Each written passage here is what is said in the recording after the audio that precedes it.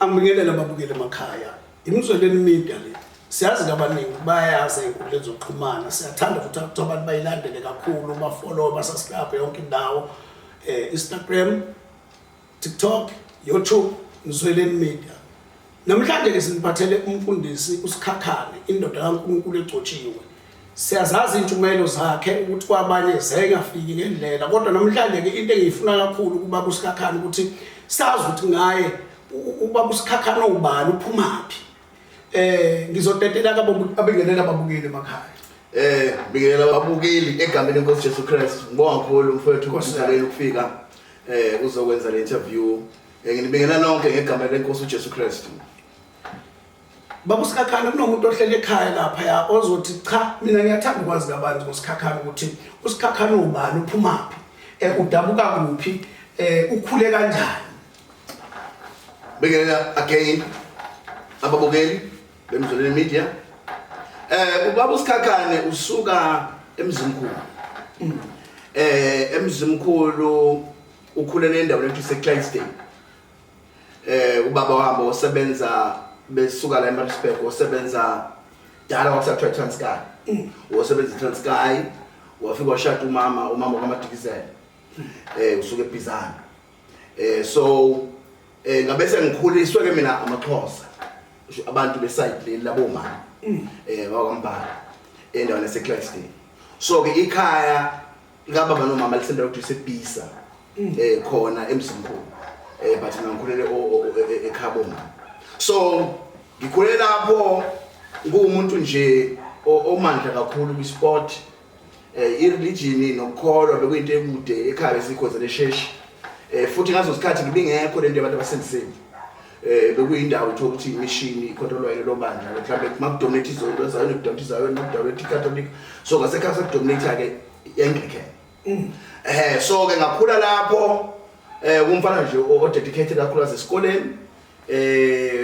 na kuma martial arts kakhulu sengenzela ukuthi kusheshe kucace lo ukuthi ngijime kakhulu from 6 years nje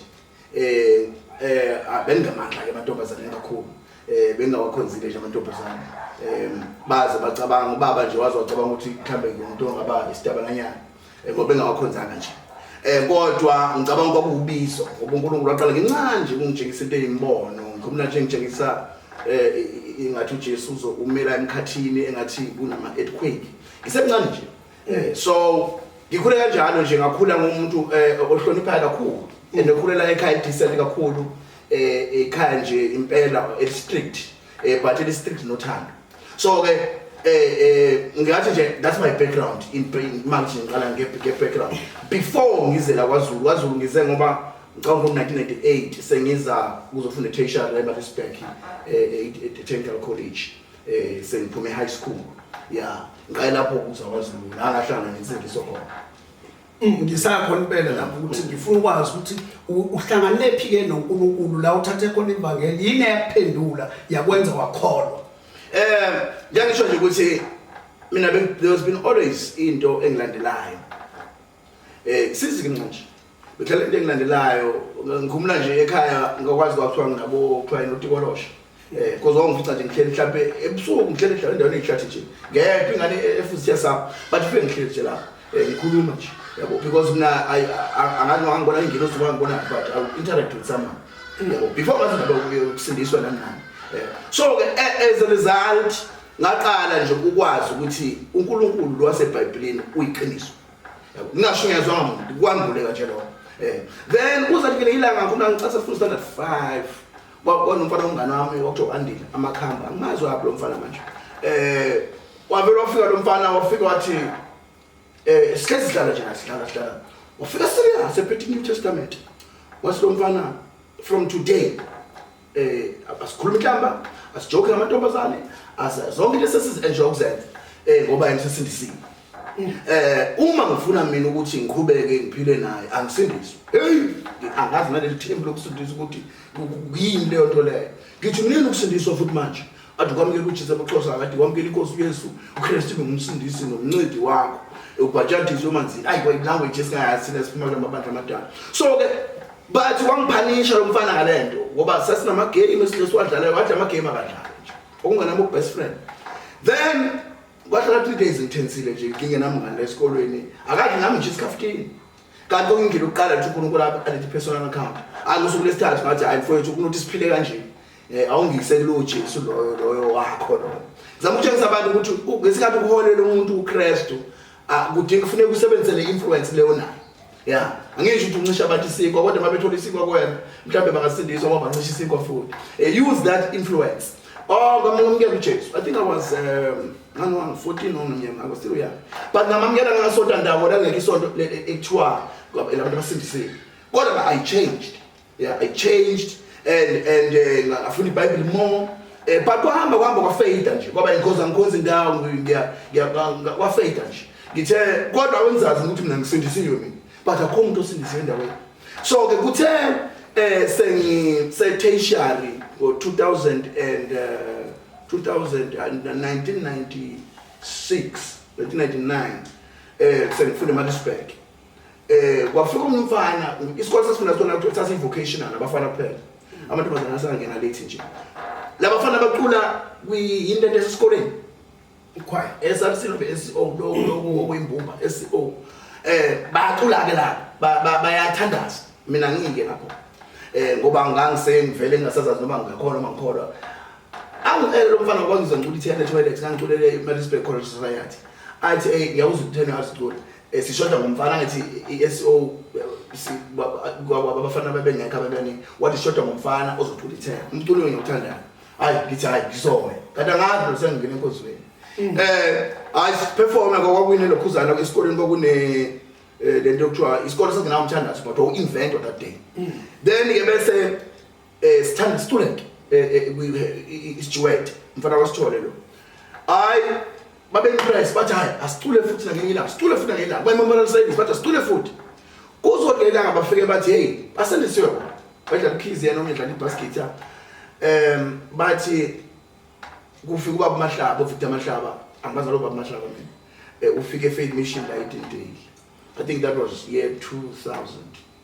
if I'm not mistaken atufike le Faith Mission bacela siyoperforma futhi khona lapho hayi sisuke besiyeke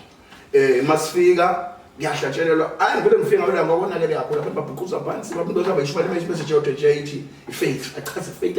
achaze vena ngebhola nangesatellite ichaze faith so ngiyafika lapha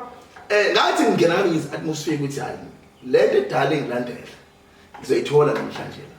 yabo ngizidala lapho kawasengu19 la because lo akusendisoqala kwaba ukuyicommit nje but nganga active kandaba azange bezongisho altar call but atmosphere ikhona kwenza into eziningi nje ubona abantu bekhala beyinikela nami in my heart ngathi today ngiyithola ngathatha isinqumo from that day then masihlukana lapho ngasekhaya enizimkhulu kanti sekuqale umthandazo wawenziwa umnye mama wayisindisiwe wahlelo umoya ngcwele nje othi umama Mathu usoqalile into yomlilo labiza abazalwane bamasonto angafani yathandazwa njalo ekusena ntambama so ke mangibuya ngase ngithola igroup ke manje ke engifaka emlilweni ngabhajiswa ngomoya ngcwele ngoba into eyiningi that's why I started to be active yeah but nje kona that's angazi ukukhuluma ngobizo ngizokhuluma nje ngokuba born again that was my experience waqala lapho uNkulunkulu 2001 uNkulunkulu started to show me ama visions ngengilosi ngivakashela sizonginika umbone indlela engizosebenza ngayo yeah ngalesikhathi usukwamkelile wabona ukuthi namanje uthatha isinqumo sokukholwa ekhaya babengagcinini lento ekuthiwa amasiko ekhaya we Christians okay now njengoba ngisho ukuthi ngikhule ekhabo boma so we Christians bekwenziwa lokho ukuthi kodwa bekungekho that much dogmatic bengekho abantu abafundile abantu aba-academic kakhulu azange nje ngibe ne-problem yalonto yabo ngoba bebekwenza phela uma kuthiwa mhlawumbe ukuthi mhlawumbe kwenzela umkhulu noma kwenzelani kodwa kuyona into leyo kuthiwa sekuyaphoqwa wena ukuthi nawe thatha inyongo noba yenzani no bebekuyeka nje ususindiswe bakunike leso space and umoya engcwele ngifundisa eli-ke ngikhe ngishumayela lento ukuthi uma uzayo ekhaya abantu especially be whatever into yenziwa kini irespect basuke bebheka irespect yakho ezingane yabo abanandaba kakhulu abantu abadala nokuthi ukholelwane but no mase unobuhlazo ukukhona nokudelela ukukhona icala lapho iproblem ngamanye amazwi uqonda ukuthi nalabo bekhola kodwa begcina izinto zabo awunankinga futhi uxabana nabo usho ukukholwa usukhuluma nje nabantu khona umuntu okholwayo laphana owazi ukuthi umuntu mase sindisiwe akahlabe ekhaya okanye ekhaya akazidli izinto zasekhaya njengoba ke usuwamamukela uJesu ngaleso sikhathi ke kwakume kwenziwa lo mcimbi kwakwenzeka uyithuka usudla nawe okay angeke ngisenze technique nje engangisebenzisa mina mina umuntu gifted kakhulu wisdom so I remember there was an incident kwakhona umsebenzi onjalo then the first umene wayiphambili ekhabanzi landa ingodo I was so for landa imbuzo bakulandwani yimi wayiphambili la you see ngaba so much involved to a level yokuthi babona ukuthi lengane eyala ekhaya yabo into engayenza ngalo losuku lolo abathwahlajwe ngabe ngayifastela nje kodwa ngabe ngikhona kumina o7 umqombothi ngiseva makuthiwa ngigijima esibayeni kwenzeni kwenza konke ngesikhathi kodwa ke umuntu wayazi ukuthi useva umqombothi kuyayithiwa phela ukhipha ubuthi wawukwenza lo abaphoqi lokho babengaphoqi lokho babengazi phela ngisho ukuthi ivangeli mawuliphilile people respect you hayi uzwakala kahle ngiyacabanga nobukela ekhaya uyezwela udaba lolu olujulile ebantwini abaningi olisabadida namanje bekholwa ukukholwa ngelilanga sizoxoxa nabo usikhakhane la izosihlukanisela khona ukukholwa nokungakholwa ukuthi kahle kahle izini eyilimaza umuntu qobo lwakhe ukuthi ayibone eqhelelana noNkulunkulu yipi indlela angakwazi ukuthi futhi aphinda alungise ngicathi njengabantu esebenolwazi oluphezulu kakhulu ngokukholwa ibona bosichazela ngelinye ilanga nakho ke la kufica ugano lokufica ukusiphi isimo usucotshiwe noma lokufica awukabi umvangeli ushada umshado ufice sengumfundisi impela onsini wangifica kona angiyabanga umuntu onenhlanhla which abantu besifazana because umbono wami ngawubona uqala nje abantu besifazana uNkulunkulu ebaveza ukungcola abazoba yibo and influence abazoba nayo through Satan ungena ebandleni ngento eziningi especially into eziningi ezingena ebandleni zizongena ngabo bese zingena ngaphakathi wangivezela zonke lezo zinto nokuthi abantu abaningi abanamandla eBhayibhelini bawiswa abantu besifazana so lesson yami yokuqala so ke almost wonke amantombazane engangikade ngithi ngizama kwa date ngikho nje enye ngayishiya restaurant nje ngoba ngaso ngabona kuyona saxoxa nje ngabona lento engayibona yomunyoka engangiyibone kulombono so ke it took me a longer time ngabizwa ngashumela ematendeni I then bangena abantu ematendeni ngathi ngiyabona umuntu lapha ohlela manje sho amen omkhulu umuntu uhlela lapha phansi magama ngiyashiyathi nje yazi nangishumela mina abantu abawusho amen ngoba ngiyahlaba mangishumayela kodwa ngambona lo muntu hayi lwamphuzekile lo ngambuza sibili futhi ngabona hayi lo so that's how I got usasho njalo lapha sike sabona lapha lapho ukwenze wenza iphathi lapha eICC nakhona sisaya ngoba ngiyafuna ukwazi lapho ukuthi ungani waqoka le ndawo nje indawo esezingene eliphezulu sabona labantu ababephezulu yonke lanto kufice vele bekuyinto okhule unenjongo yayo ekhaya ngikhule kunento ethiwa Thanksgiving ekhaya we had more ama graduation nama celebration parties more than ingcwabo. I think ekhaya sabe nemingcwabo emibili. I'm talking the home I grew up from sabe nemingcwabo emibili kamkhulu nakagogo kuphela. So almost kunabodokotela kunabothisha into nje yo graduator nama Thanksgiving I believe iyaba inspire abantwana abona abantwana nje mabezokhula bebona nenza ama birthday nenza izinto that thing isebenza psychology engane ingane ikhule ibona these positive things so ngumuntu engaqali ngeke nga 40 years ngayenza lempangeni mangenza into nje mina I make it big yabo because ngisuke indlela engikhuliswe ngayo kuno pastor lapha okwe wakhuluma eveze ukuthi uqale ngokwazi kuma media ebuka wazwahlangana nawe uthi behlangana nentshumayelo yakho abona nangumuntu oshumayela njengami so uthi wayithanda kakhulu uthini lapha makukhona abantu qiniseki bezodaphana usikhakhane uyahlambalaza usikhakhane ukhuluma kambi ekubeni kukhona abantu abathintekayo basuke le kude asukela ukuzokubona ngoba efisa ukuzwa ususeduzana ukuthi usikhakhane usihlabisona ngempela. Into efuna ba-understand abantu ukuthi ngithanda ukusebenzisa le nto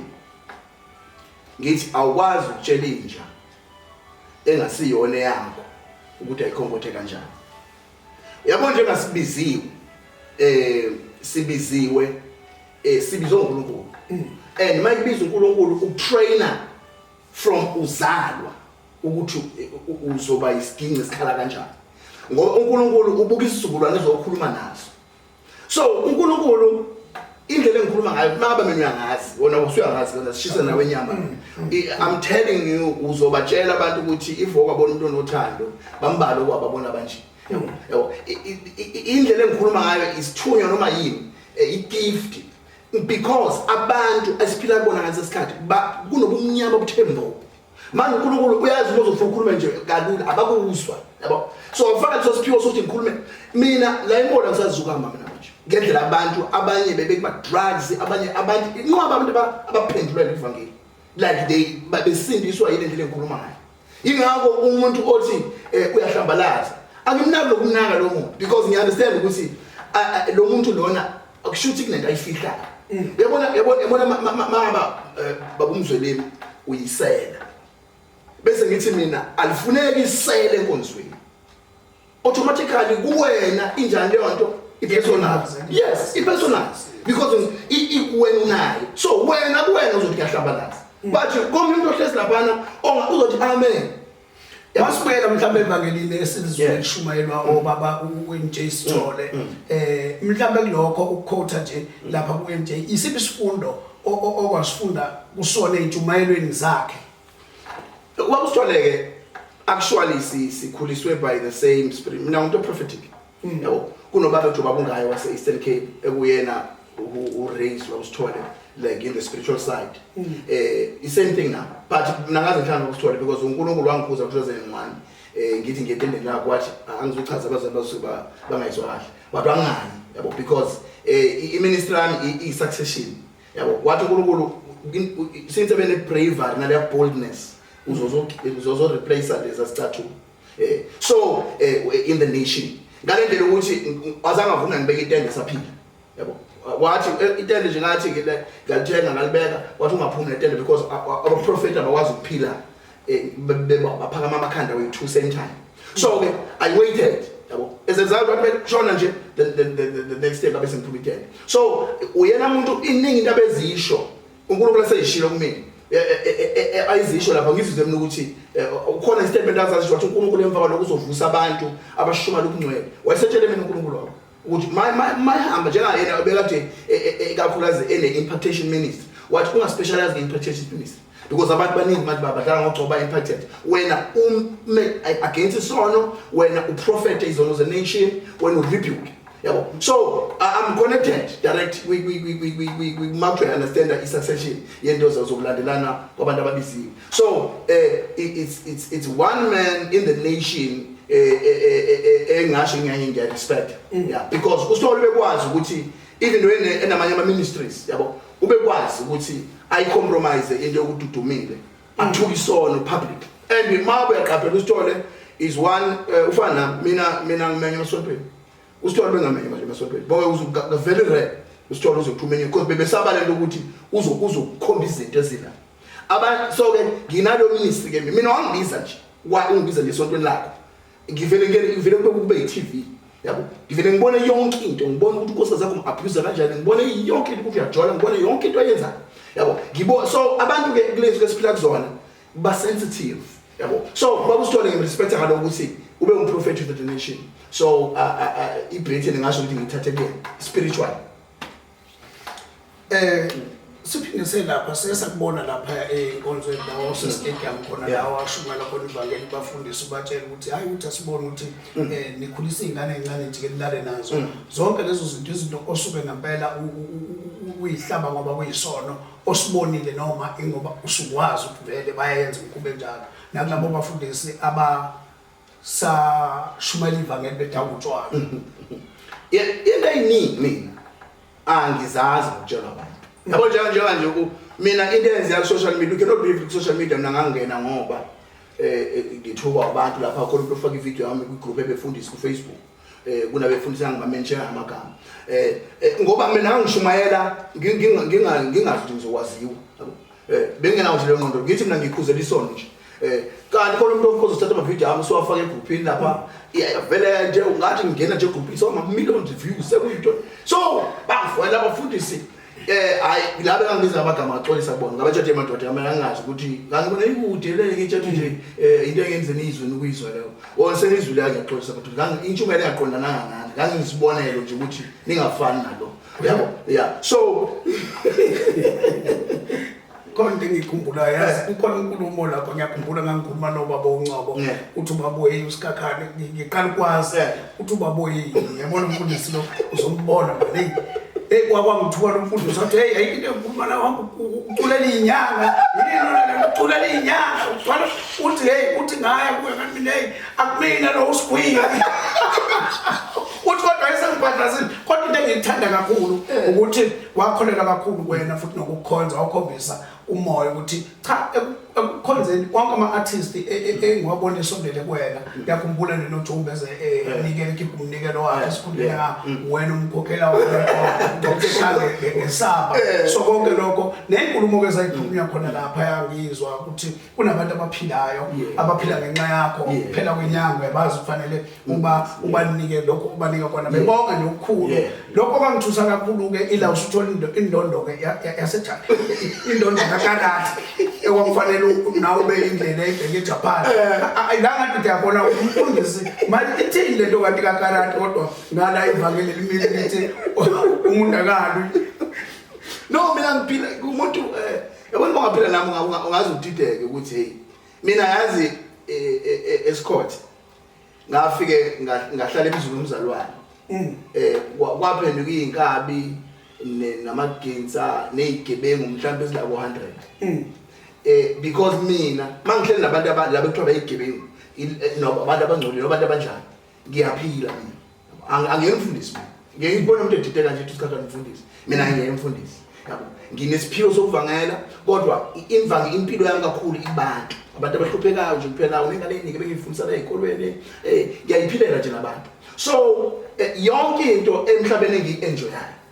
ngiyayenza nje freely yabo and i-martial art ngiyazi abaye bathi bathi martial art into okushaya abantu martial art i-philosophy yabo ngokomthetho yayine-religion before i-philosophy ye-discipline iyokuthi kufana abanye baphila healthy abanye benzo yoga yonke lonto leyo so ukuze uphile just phila nje ngesikhathi esiphila kusona ukuze uphile abanye bayivuka bayako vegan active so i-martial art mina ngayithandela lokho ukuthi i-martial art ngeke ufike i-martial art kunomuntu obhemayo nje ngeke ufike i-martial art kunomuntu ophuzayo umthetho wakhona nje lo yabo so it's a best sport ingane yakho ifuna ukuba disciplined ne-respect yokuthi umuntu oyisenior icishe ibe yi-military so ke ngikhule ngenza yona ke mina martial art everywhere labantu ngenza bengikhezi ngenza nje since bancane nje ngenza martial art ibhola kanjalo kancane la ngikhulu yeah so ngithe noma sengincane ngangangena nama-ideologies abantu abathi martial art uzokhonza ama-outlaws akuyona lonto martial art so ke i-self-defense ikhona impela nokulwa uma kuthiwa futhi ufuna ukulwa ngilwe impilo yami nje bengitshela omunye la ukuthi mina ngi-grade black ngala lantu abawu-20 umuntu oyedwa nje mina ngifana nento ngekho yabo so i-martial art ngiyenze kakhulu so kodwa ivangeli ayiqede inhliziyo yokuhluthuka ngihluthuka mina futhi ngeke uzungibone makuthiwa ngizokushaya nje ngihleka ngikushaya ngoba ngicasukile yabo angisabi yabo because i-fight enyama ayiprofiti lutho yabo so i-martial art is just any group yabantu leyo engiphila nayo I'm very involved with labo bantu labo inqwaba nje ngayenza ngathi ngikhuluma omnye ngathi mhlawumbe kuthiwa ngishonile abantu bodideka nje ngoba kokuqhama amashabathi aphathe ibhokisi acula ukarati uqhama abafundisi baphathe ibhokisi uqhama abagrupu amaningi abantu abangawalindele uqhama nje labadubula ibhampisi bathi hey lo sihamba nayo yabo because ngiphila nabo bonke abantu mina akekho umuntu engicwasayo yabo yiko ngisho uma uzongimisunderstand mina ngesermon uzongimisunderstand mina ngestatement engisishentsha umayelweni emvuka ugeje kakhulu usugeje kakhulu ngoba uzokhuzwa abantu nje bathe leyo ndoda leyo yangondlela ingane yami leyo ndoda leyo awuphumi nje kuleyo ndoda angisiyena umuntu mina okuthiwa mhlambe uphila impilo eyodwa. Usufikile ke la impumelelo yeni umuntu ongazi ukuthi ke ufike kanjani ke kuyona impumelelo la esibona khona unemizi emadolobheni ngaphandle mhlawumbe kweminikelo yabazalwane kwenzeke kanjani ngoba sesibuza uMoshumayela uyena umuntu oqhuquzela iminikelo kakhulu kodwa nje unalento ukuthi uyakholela kulento okholela kuyona ungathini lo ukuzotshela lo muntu lo obukelayo njengamanje ukuthi usikhakhane kusukela phansi esuka kulela zinga azafike la esekhona manje la ekwazi khona ukukhipha imali yakhe ayinike lo muntu oxakekile ekhaya kufike ke kanjani iculture yami angiqale ngichaze kodwa bakhona bezo understand ukuthi ngathi isiphiwe lento kimi mina angikwazi ukudla ngedwa ngisho kuthiwa ngo10 rand adingi ukuthi ngize ngibe millionaire mina ngabafowethu mhlambe angazi ba mali thamanga ngathi libhasari because yaba Transnet ngiyofunda eDUT because ngiengineer ngiyabafunda eDUT ngenze electronics so mangifika la athi ngebhasari uTransnet wayivela kune 11,000 in 4 months yabo la manje ngiyafika la emarezi ekhushe into ngayazi yabo ezinye ingane azinama grocer ezinye zicrashele ezinye ngabe ngathatha yonke imali yami ngathi bafowethu ngisizodla sonke la yabo baningi abantu ababenefita lapho yabo kwaba nama plate awu20 every night kufitwa nje abantu bonke yabo ngale ndlela ngawuphela mina u6 months imali yami isihambe so ngumuntu obephila kanjalo ever since hayi uthi into manje ngoba naku mhlawumbe imali yakhe isikho cha impilo yami nje from everywhere tertiary everywhere it's been like that even namanje ngoba akutshela nje befundisa inqwaba abefundisa abanye emhlabeni enazi ukuthi siyaphikisana na ibasho nje wathi yakudliwe la ka 2000 rand impilo yami le hayi ngoba na sometimes ngiyakwenza ngisho ngibroke into out of control ngiyenza nje out of control lento le sometimes ngisenze ngisele namali ngikezana nabantu so it's not about ukubani nemali eningi it's about the person yeah because it giving iyona nto casually etshengisa ukuthi uyaphila so ke ukusoka mina ngifunde ngihlala esikoleni njengisho ukuthi ngisebenza kwa Transnet all my life uNkulunkulu ngama uthanda izitabeni because ambuza uNkulunkulu ukuthi ngiyaso ngibiza ngiyeke what no because gifted kuba intelligent akufanele isiphiwo sokuhlala sase kubaba nje ngasikhetha ubaba self taught mechanic so so ngeke sibulale leso siphiwo hamba ufunda so I studied so ngenza sure ukuthi everything engempilo mission le and abazalwane angithathi imali futhi lapha kwematendeni okho abazalwane sengiphile nabo mhlawumbe 20 years savula into ekuthiwa NPO le NPO esabe sesifaka imali lapho ke le mali ke ekufuthi ibe 18 sayifaka lapho sabe seke sabafinance mission yabo so it's uba organized most of organized and ube patient ulinde ungajahi uNkulunkulu uzoblessa in the right time and kodwa uma ungezuba organized uzophuma kuhambe ke uncenga imali abantu eminyango and ke into eyingozi ngokuncenga imali abantu eminyango kuvele kwi nature evangeli abantu abanikele kodwa ngesikhathi weba compromised ukuthi ukhulume isinombe kanjani ngoba uncenge ukuthi abantu egcineni balethe imali yabo that's why egcineni evangeli kuthiwa prosperity because umuntu uyalapha already esazi ivangeli ukulethela imali so mina uNkulunkulu wangiblessa ngewisdom ukuthi angiyenze lento ukuze ingaaffect kinabo abazali abangisupportayo basupport ministry because you cannot zonke lezinto you cannot have pause ngemali yakho yeah so but ama blessings alandela mina asuka from giving ngiyacabanga ukuthi ubukelayo uyezwa la sithola khona umlando kaBaba uSikhakhane omvangeli uthe akena umfundisi ngoba uyichaza lendle kamnandi na into sesivala nje esesayinothisa kakhulu ukuthi wenze ngani ukuthi ngalesikhathi ukushumayela lelivangeli eliqondile waphinda wathola unkosikazi ongazwana nezindaba zama makeup sike sakubuka kakhulu lokho kwenzeka kanjani emthandazweni wakho yini ngoba mthatha kwena wamphoqa into enefana njengale kwenzeka kanjani cha ngisho ngithi bengilula kimi because ngisho ukuthi mina ngiphuma ku class labantu abafundile ngifunda imitation so you can imagine ke abantu ebesiphila nabo isikhathi esiningi umfazi umthola kubantu ophile nabo but uthe uNkulunkulu maye ngivezela ama visions I think it was 2001 engithuma amadoda athile ngama-vision ngabe sengithola izwi yabo lafika izwi nje liphelele lokuthi umuntu wesifazane uba nje umpapatisi uba nje umuntu wesilisa okholwa uba nje ibandla liranwa kanje indoda eyi-eld behavior kanje langena lonke izwi kimi so uma selingeneleke izwi kimi ngavele ngaqala ngishumayela khona la bekhona labo club khona lapha nje khona babencike ngamakhanda ukuthi basondele ngavele ngathi nje isifebe lesi ngasho nje sisuka ngenzela ngoba uNkulunkulu wathi into ezongisindisa ilele ngikhulumayo yabo uma kunomuntu onomoya wrong because umuntu uyaze kumthande kanti lo muntu lo uthi usathane ukuthi yini emenza ukuthi aqhele dodeliswe yabo ungamdabekela umuntu ukuthi uzo affected no so ke lokho kwenza ukuthi baqhele abantu abayileyo nhlobo so ke bonke abasondelayo kwaba yilaba vela abafuniswa so Nkosi Zami was one of those people Nkosi Zami nangamthola evuselelweni ngalesikhathi kunenkonzo lapha e-stadium la dadelwe khona nje abantu abashumayela ivangeli leqiniso njengawe ngathi babe baningi kakhulu kunomama laphaya osekhulile nje mhlawumbe uzomazi ngokumkhumbule owashumayela ivangeli ngempela la ehlaba khona abafazi babafundisi ukuthi abafazi babafundisi ubona nje babhizi namawivi babhizi ney'nwele bakhuluma iy'nwele bayamekha kuyimali baproposela iy'nkophe wathi kwakuhlaba nje kwayisono uwena kwafika kanjani lokho noma wayebona wena usafety kuleyo ndawo cha mina ivangeli lishumayelile kakhulu babumzolemi mina kuyangiconfuse ngisashona namhlanje ukuthi umuntu othi usindisiwe umuntu othi wamkele impilo entsha umuntu othi ispirit sezwe sikhishiwe kuyena ukuthi lo muntu lo akwazi kanjani ukuprotestela izinto ezibonwa kusho nomuntu ongakholwa ukuthi izinto zokuklama izinto lezi zelokhuzana into zezo siyazazi hayi ukuthi singoba sesikholwa sazazi so ifashion yomhlaba ayinile besides iBhayibheli lithi abantu abangakholwa nje bayakwazi ukubona ukuthi wena uma usuzinake kanje usuzinakela amehlo abantu besilisa so la mama mina wangi-inspire kakhulu because ngimkhonzile manje i-profile picture yami nje lokhu uzanti lokuvukela ngoba is the only woman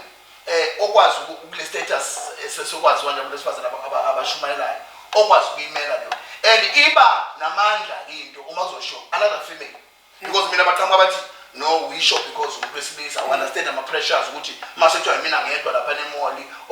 sebenze ngathi manje ungapheli kuba mubi manje ubuza ukuthi abantu before kufela upende ngisho abantu bebabonke yabo so it's just the devil uSatan esebenzisa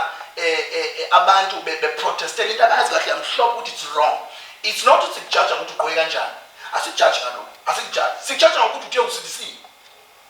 likela mntwana say uthe wena okudala kudlulile manje ufuna ukufana exactly nomuntu ostrip out lapha exactly nomuntu osezweni nje ophilela nje ukusileya usindisiwe futhi you know what I mean alebe bangena kwenye inkonzo nje inokunganisangele yangena ku TikTok kwabekwa leswazi mayishumayela lapha egqoke iskin jean egqoke yonke lento lena ajile udabukile iskin egqoke la ngaphambi kwabantu efeza ama breast out yonke kwabavuka abantu abangakholwa bethe akona ukukholwa lo because abantu abazona iphukuphuku bayenza abantu ukuthi yiko abantu kuqala mabenge inkonzweni abantu besifazane bebefaka ngisho into engathi indwanganyana la because indawo yokukhonza indawo yesizotha yabo manje ke so mina was so impressed uma wami nje lo uma mfisa I was so impressed ukuthi unesibindi because kulukhuni ukuba nesibindi kulesizukulwane especially ukhulume into mina ngihlale 20 years babuzele ngiyikhokhela mina imali yami ngikhokhela imvuselelo ngikhokhele mina itende libeke imali yami ngingathathi nje imali lezi kuthiwa ezeyishumi ngenza izinto ngoba ngangisaba lokho ukuthi abantu uma uzokhuluma kanje bazokusabotage kodwa bazotshela messages kusasa yabo and lo muntu loyo kusasa kwenzeke mhlambe indoda yakhe lobe ingane yakhe yenze ebugejene noNkulunkulu ungayi-address lo enkonzweni ngoba lo mama uzo-experiment yabo so ngazi ngisemncane no ukuze ngikhulume inhliziyo kaNkulunkulu angadipheli ngabazalwane yeah uma benikela abanikele umsebenzi kaNkulunkulu so ngiyabonga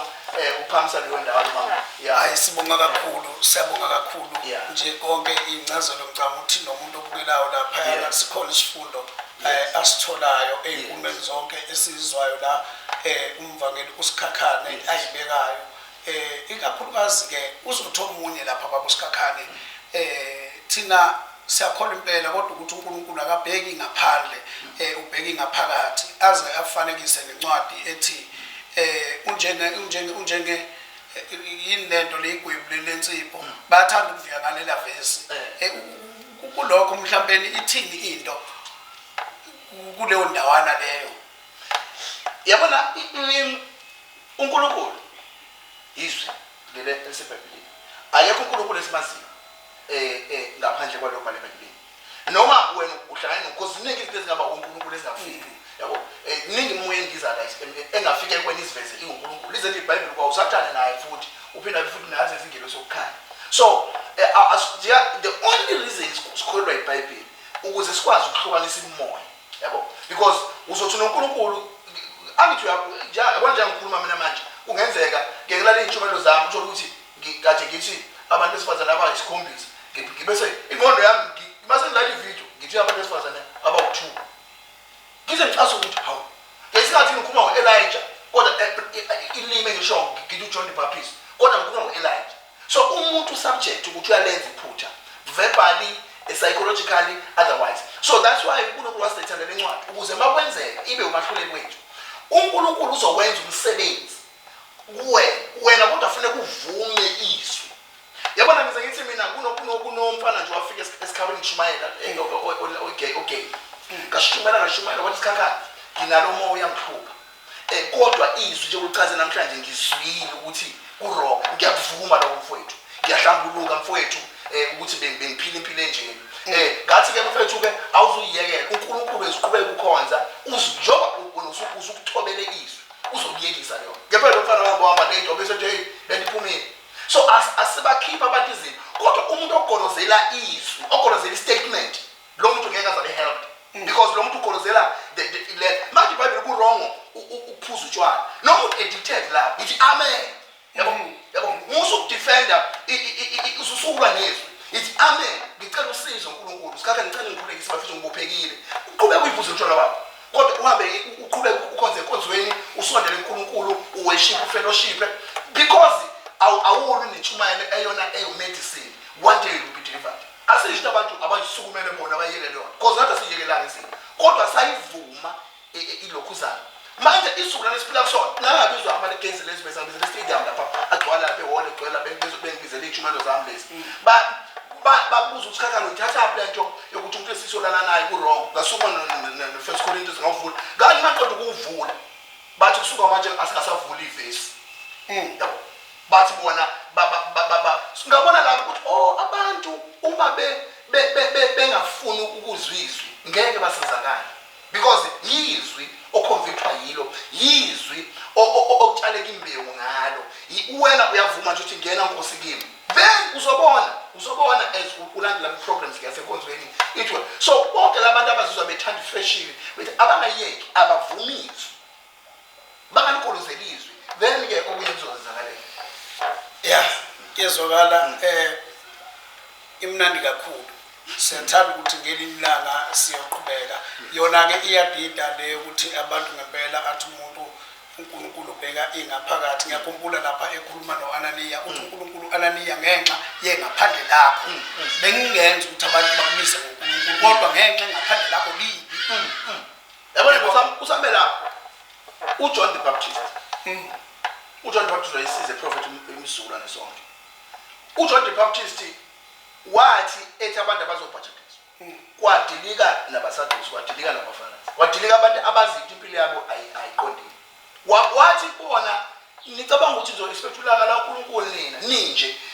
wathi vezani ithelo zokuphenduka yabo enkonzweni kwangena inkosi yendawo kuthiwa uHerode ihamba ithathe umfazi womuntu lowomfowabo wathi uJohn wena uyaphinga ngokuthathe umfazi womuntu esaphila yena abanqomela ikhanda kwazi wagcina ebulawa naye now uJesu same thing uJesu wathi nina nifana namathuna la ngaphandle acawe kahle ngaphakathi kodwa ngibone namane ngaphakathi alenze ithanda zemide kodwa nisuke lapha hambe nophinga namakhosikazi abantu now le ukushumayela kanjena ke manje mase ngishumayela kanjena mina usikhakhanise kuse ilokho umuntu errong wonke umuntu olapha eBhayibhelini was confrontational awukwazi ukuthi mzele uzothi ungene ubishe odakeni ngithi mina wena uhlele imbalini ngeke ngikwazi ukusho lo yabo uma ngabona konke obishe kuyona kufanele hayi ukuthi ngiyakuthuka ngiyakumemeza ukuthi let's say uhamba ngeboat uyongena kwi-cliff uyongena ku-waterfall kufanele ngithi mina zelama kune waterfall ngicela labantu ngababona besihogweni bekhorasa besihogweni bekhuluma ngezilimi besihogweni belandela amalaba khosikazi abashumayela belandela wonke labantu abathwizile abanaba nenkophe abanamathatu belandela beholothe usathane so angikhuluma into mina eKhanani ngiyazi ukuthi isikhoko sophuma phakathi kwethu thina esikholwayo so manje mambakhuza angeke ngikukhuze ngeke ingane nje mhlawumbe igijima ingane uyayibona iyoshayiswa imoto laphana ube wena mina ngiyazi labantu bebengaphenduki bazoya esemnyama so ke ngiyacela ukuthi abazali understand ukuthi it's not personal akhona yedwa umuntu omningi personal ngaye kodwa ngesikhathi yaphoqeka ukuthi ukuze ngisho reference ngidlula ukuthi hey bazali basobhana abantu abanje ukumzwelele kanje yabo because ngizwe ngasho wena ngisho i-influence onayo wena lapho yabo because abantu bakhohlwa into eyiwani ukuthi public figure mistakes must be disciplined publicly because in mistake oyenza what waba umuntu odumile awuhlatshalazwa into yakho mayifenza ku social media no you were influencing abantu wrong and you must correct it publicly so ke pride abantu neiko ke baqala phatha umuntu uhlambalaza igama lami legama lakho kulo kwabe uhlambalaza wena uzibiza umfundisi kodwa urephana namantombazana angahlambalaza igama lakho lo mantombazana wa repeat nje ngeke aphinda khona I remember sinobabungayo sesikisi sike eTranskei matatela mina ebeke imvusele ngibizile so esikhona umze sikubona ke sihleli nabazali la uAngela Shumayela la eTV thina sihleli silinde isithandazo ngenkuzweni kunentombazana la ekhaya ngakhona nje ezivele isuka uyayibona isithandana amadoda ezohlelanyana imali isibuka ngamehlo ayinanga lento ukuthi azothi ukwenje amemeza lapha eTV athi why introduce umfundisi athi umfundisi ke uzipho uyawunyusa eqhathi zanje tendene akawuvula uzipho eshuthi akalali ya bentombazana yathi nje phambi kwakhe athi we baningabi ke abanjengana abalala like ngahlala ngathi mina show like isho phambi kwethu ithi we statement sijwayele thina abalala la abanjengani nje kanje so mina le ntombazana noma ngaze ngilale naye but because unomfowethu olala naye ayisani respect so that's why we import kubalekile ukuthi because uma umfundisi wenza into wrong ubulala wonke umuntu okubukayo because abantu bazi ukuthi silethwa balethwa uNkulunkulu abefundisi so le nto ngena manje ukuthi musuku ungijudge uyinceke man uyinceke yabo so ke ingakho uzakuchaza ukuthi amanga iBhayibheli lokho futhi Jeremiah 23 etshela abefundisi bendawo etshela abaprofeti bendawo ukuthi nina niprofeta ngemali nina namaqhoki manje kufike nini ukuthi uElijah wazakutsho uJezebel ukuthi nina nilandela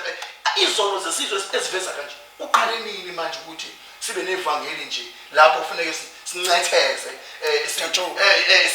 siteketisa izingane kuhlangana lawo umfugqobeni ngathi kuzwe party ngathi kuzwa ku rock band uyazi rock band make omigqokweni isikhindo omigqokweni lapho kuthiwa kuyenkonzweni lapho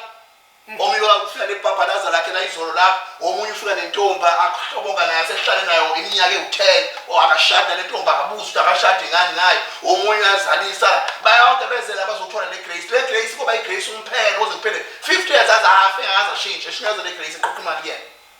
so it's nonsense abantu nje abagreedy and ngicela ngisho ngithi anyone olokuzana ofuna imali yomuntu ukuthi amkhohlise ngengona phakathi lakhe ukhohlakele ngisho udulo yihla lo muntu lo ukhohlakele ngisho udulo sopolitiki because ngcono ngitshele emzeni ukuthi mfowethu uma uphila kanje awuzofika lapho kube ukuthi awukholwane anginankinga nalokho kunokuthi ngithi cha qhubeka uphila isibebe kanjani uzofika libe lithi iBhayibheli ke akukho wenza lo kanje obudla umbuso kaNkulunkulu so it's disgrace it's embarrassing that's why bona abantu manje befuma benwa mangikhuluma izinto izikuze bejwayela befundisi get away with it if betwa sola sikhuluma inhliziyo kaNkulunkulu ngaba every department of life bayazi abantu ayikho ngalazi iBhayibheli akekho ngisho umuntu noma ngathiwa akakholwa iBhayibheli kodwa uyazi ukuthi iBhayibheli incwadi ezolanda abantu ebumnyameni hayi ukuthi siyabehluleka cha asibehluleki ngesihlulela abantu bazanathi sazi ukuthi kwasathina sifuna ukwehluleka siyaxwayisa siya twayini umile umise umemezela ukuthi abantu beze ngala yeah hayi siyabonga ingane zakwethu sesiyavala sizobonana ngokuzayo into nje esicelayo njengamanje ukuthi abantu abasasikabe basifollowe bacindezele lapha ibheli siyazi ke kakhulu abantu bayavilapha ngosami kodwa nje ngamabomu abake benze nje nama comment ke siyawadinga nje basikhuluma nomvangeli uSikhakhane sithola inkulumo la ezicacile ba ukuthi ukuvangela uqale nini njengoba kuzoba umfica ehamba isikhathi thatha amanye amavideo sizobe sibuka simbona ekhuluma kona nakhona futhi ngingajabula ukuthi othi ufuna ukukulandela amavideo akho uzowatholaphi ukuzalalela intshumayelo zakho intshumayelo zilala kwi-channel ethiwa Sibumbu Publications kune channel YouTube channel there bese ilapho uzoyithola the whole video bese kube ne audio podcast yona ke ine app oyithola kwi Play Store nakhona futhi uthi Sibumbu Publications bese vele isithombe esiyicartoon yami nje then bese install phone then ke lapho ke every sermon engiyenza because mina ngiyenza ama sermon kuphela lawa engwenza ngikhuluma maningi engwenza behind ngifundisa ngento abantu nje abazi ngifundisa ngento serious teaching marriage zonke lezo so ke lapho kuthola audio format lapho bekuzokwazi ukuthi ngoba uwa-download as audio hayi ngenza kwethu senze njalo ke alukho kunye danko